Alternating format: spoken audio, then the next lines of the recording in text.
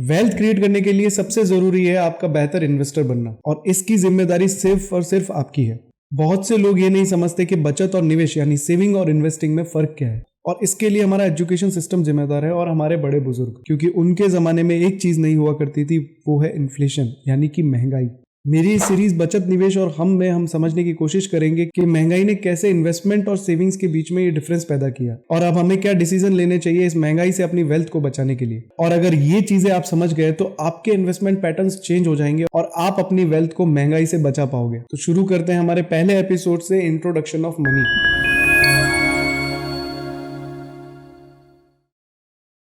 हम बचत क्यों करते हैं? ताकि मुश्किल वक्त में हमारे काम आ सके, और इस बचत को काम पे लगाना ताकि हमारा पैसा और पैसा बनाए, उसे कहते हैं निवेश।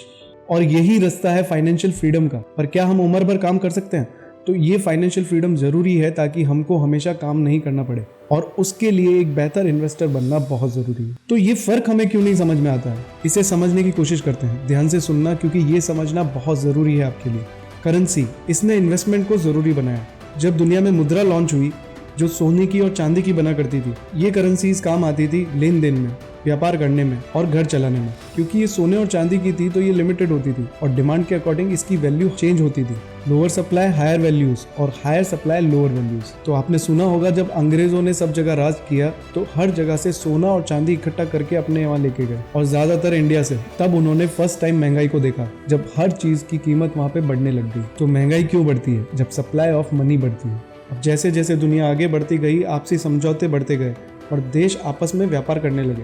बट फिर आया फर्स्ट वर्ल्ड वॉर और उसके बाद सेकंड वर्ल्ड वॉर। और सेकंड वर्ल्ड वॉर के बाद दुनिया को लगा कि गोल्ड और सिल्वर में ट्रेड करना बहुत मुश्किल हो रहा है, और ब्रेटन वुड्स समझौते के बाद सबने डिसाइड किया कि यूएस के डॉलर को यूज करना चाहिए सब जगह पर। और यूएस डॉलर के लिए अमेरिका ने इंश्योर किया कि वो हर 35 डॉलर के बदले 1 आउंस सोना देंगे। इसका मतलब ये हुआ कि अगर आपकी जेब में डॉलर है तो आपकी जेब में सोना है। इसे कहते हैं रिप्रेजेंटेटिव मनी। जब तक ये रही तो महंगाई बहुत धीरे धीरे बढ़ी। महंगाई तभी होती थी जब वॉर होते थे या अकाल पड़ता था। फिर कुछ कंट्रियों ने इसका गलत फायदा उठाना शुरू किया, और 15 अगस्त 1971 में यूएस के प्रेसिडेंट ने ये समझौता खत्म कर दिया। पर डॉलर में ट्रेड बंद नहीं हुए, वो आज भी चल रहे हैं, क्योंकि वो अमेरिका का लीगल टेंडर है। और इसे कहते हैं फिएट करेंसी। फिएट करेंसी वो होती है जिसकी खुद की कोई वैल्यू नहीं होती। जैसे आज से 70 साल पहले चांदी के सिक्के जिन पर 1 रुपया लिखा होता था, आज उसकी वैल्यू 1 रुपए से कई ज्यादा है, क्योंकि उसकी खुद की वैल्यू है। जो करेंसी हम यूज कर रहे हैं उसकी खुद की कोई वैल्यू नहीं है। फिएट करेंसी तब तक है जब तक सरकार उसके पीछे है। जैसे डीमोनेटाइजेशन के बाद 500 और 1000 के नोट अब नहीं चलते हैं, और अब तो 2000 के नोट भी बंद हो गए।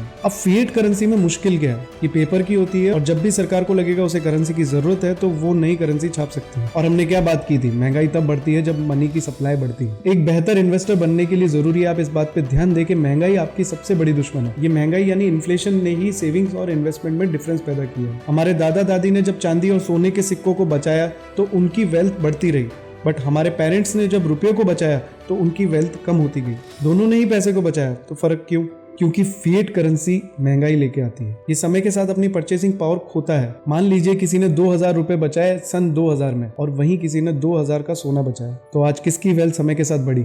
सेकंड पर्सन की, जिसने सोना बचाया। गोल्ड एक एसेट है, टाइम के साथ उसकी वैल्यू बढ़ती है, पर रुपया एसेट नहीं है, टाइम के साथ वैल्यू खोता है। ऐसे निवेश जो रुपए के बेसिस पर या करेंसी के बेसिस पे होते, जैसे एफडी, पोस्ट ऑफिस, तो वो एसेट नहीं है। टाइम के साथ आपकी वेल्थ उसमें कम होती है। पर जो एसेट जमा करता है वो अपनी वेल्थ को बढ़ाता है, जैसे gold, silver, equities, real estate. ऐसी चीजें जो टाइम के साथ अपनी वैल्यू कम करती है, वहां कभी निवेश नहीं करें। बचत और निवेश में ये बहुत बड़ा फर्क है। जो किताबें आपको नहीं सिखाती, एक्सपीरियंस आपको सिखाता है। तो ये था पहला एपिसोड के कैसे महंगाई आई और इसने बचत और निवेश के बीच में अंतर पैदा किया। सेकंड एपिसोड में हम बात करेंगे मेंटल अकाउंटिंग के बारे में, कैसे हमारे इमोशंस हमारे इन्वेस्टमेंट्स को अफेक्ट करते हैं और कैसे उन्हें कंट्रोल करके हम बेहतर इन्वेस्टर बन सकते हैं। तब तक के लिए फॉलो करें और प्लीज वीडियो को लाइक दें। बने रहें बचत, निवेश और हम के साथ।